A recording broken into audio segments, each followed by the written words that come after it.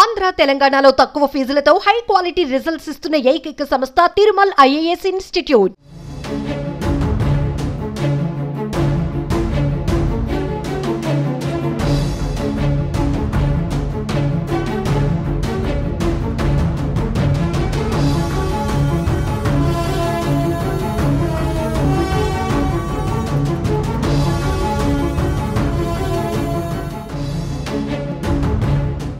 కొత్త సంవత్సరంలో యూపీఏలో ఓ ఉన్మాది చేసిన కిరాతకం దేశంలో సంచలనంగా మారింది. తల్లిని, నలుగురు చెల్లెలను గొంతు, మణికట్టు కోసి దారుణంగా చంపేశాడు ఓ దుర్మార్గుడు. ఈ కిరాతకానికి పాల్పడిన ఆ మృగం పేరు అర్షద్. కుటుంబ సభ్యులను చంపిన తీరు చూస్తే అతడు అసలు మనిషేనా అనిపిస్తోంది. చంపేసి మళ్లీ ఇదంతా వారిని రక్షించేందుకే అంటూ వీడియో కూడా విడుదల చేశాడు.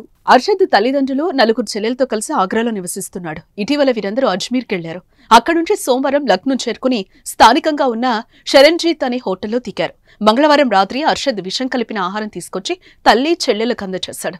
వారు అది తిన్న తర్వాత ఒక్కొక్కరిని చంపాడు. కొందరిని చున్నీతో గొంతు నులిమి చంపగా మరికొందరిని మణికట్టు వద్ద బ్లేడుతో కోసి ప్రాణాలు తీశాడు.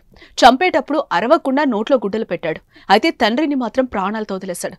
దారుణ హత్యల అనంతరం తండ్రిని రైల్వే స్టేషన్ వద్దకు తీసుకెళ్లి అక్కడ వదిలేశాడు. తల్లి, చెల్లెలను చంపిన అనంతరం అర్షద్ హోటల్ గదిలోనే ఓ వీడియో చేసి సోషల్ మీడియాలో విడుదల చేశాడు. తమ పొరుగింటి వారిపై సంచలన వ్యాఖ్యలు చేశాడు.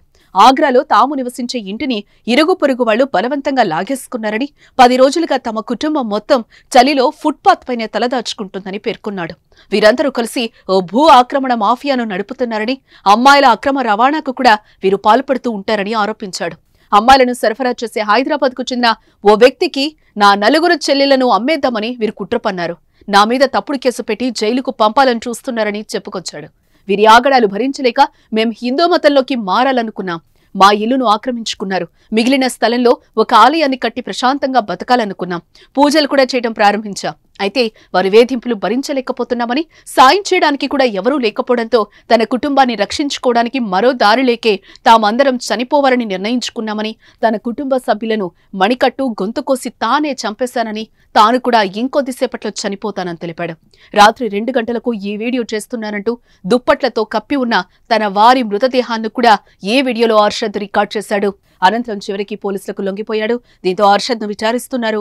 ఈ ఉదంతం దేశవ్యాప్తంగా సంచలనమే సృష్టిస్తోంది. అయితే అర్షద్ వీడియో చెప్పింది నిజమా కాదా, కట్టుకథ చెప్తున్నాడా అని పోలీసులు విచారిస్తున్నారు.